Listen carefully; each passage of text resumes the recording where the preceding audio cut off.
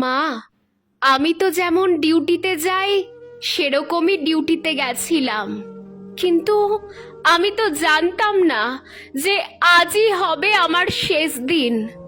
আমি তো আমার জুনিয়রদের সাথে একসাথে কত গল্প করতে করতে রাতের খাবার খেয়েছিলাম। জানো মা, অনলাইন থেকে অর্ডার করে আনিয়েছিলাম আমার প্রিয় খাবারটা, ওটাই আজ খেয়েছিলাম।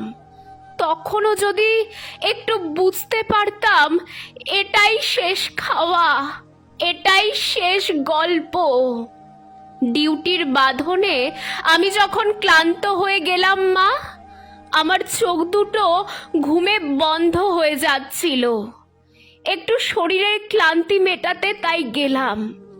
তখনও যদি বুঝতাম মা সারা জীবনের মতো বিশ্রামে চলে যাব।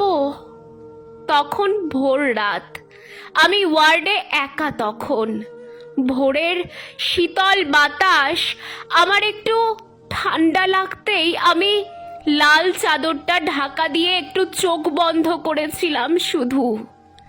সেই সময়ের অপেক্ষায় থাকা ওরা আমার সাথে, ছি মা, আমার খুব কষ্ট হচ্ছিল জানো তো।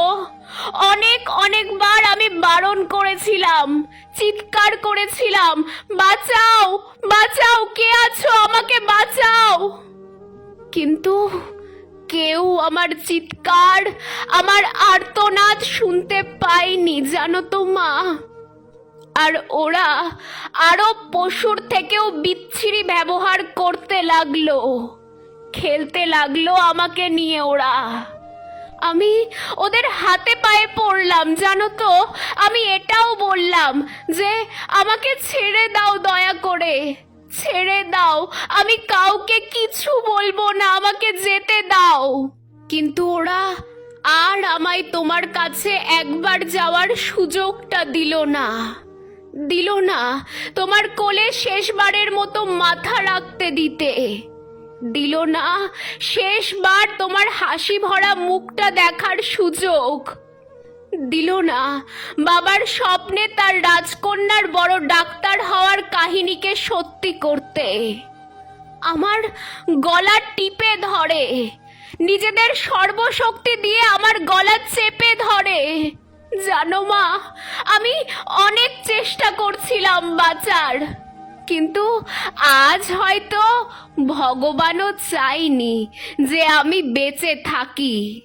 ওই পশুদের শক্তির কাছে আমি হেরে যাই, আমার গলার হাড় ভেঙে যায়। ওরা আমায় ওভাবেই ওখানে ফেলে রেখে চলে যায় বিবস্ত্রভাবে। সকালে সবাই আসে, কিন্তু এ কি, আমি কারোর সাথে কোনো কথা বলতে পারছি না। তোমাকেও দেখতে পাচ্ছি, তোমায় কত করে ডাকছি, তুমি শুনতে কেন পাচ্ছ না মা আমার ডাক? ও মা, মাগো, এই তো দেখো না, দেখো না মা, ও মা, এই তো আমি। তুমি কাঁদছো কেন? কি হয়েছে তোমার? ও মা। দেখি মা সামনে একটা লাশের দিকে তাকিয়ে হাউমাউ করে কাঁদছে। লাশটার মুখ দেখতে পেয়ে আমি শিউরে উঠি। এ কি, এ যে আমারই নিথর দেহ। আমি কি তবে মারা গেছি? আমিও কাঁদতে শুরু করলাম। সবাই আমার এই মৃত্যুতে শোকাহত। সারা দুনিয়া আপাতত আমার মৃত্যুর ঘটনা জেনে গেছে, সবাই বিদ্রোহ করছে, কিন্তু আমি আমার নিথর দেহের দিকে তাকিয়ে রইলাম। আমার শেষটা তো আরো ভালো হতে পারতো, বলো মা। দেখো না মা, ওরা আমার মুখের দেহের কি বিচ্ছিরি অবস্থা করেছে। দেখো মা, আমার চিৎকার করতে ইচ্ছে করছে, কিন্তু আমার আওয়াজ এখন কেউ শুনতে পাচ্ছে না। আমি এতগুলো লোকের সামনে চিৎকার করছি, কিন্তু কেউ আমার চিৎকার শুনতে পাচ্ছে না, কেউ না।